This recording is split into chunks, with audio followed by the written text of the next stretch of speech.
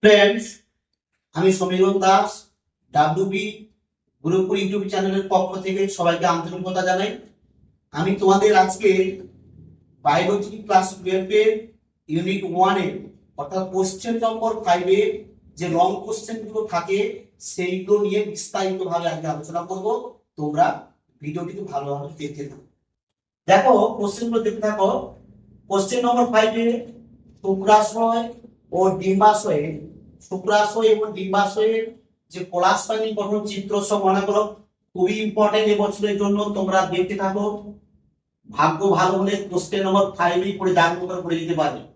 এবং দেখো অথবা গুপ্ত বীজ উদ্ভিদের পুংলিঙ্গধর ও স্ত্রীলিঙ্গধর উৎপত্তি সংক্ষেপ বর্ণনা করো।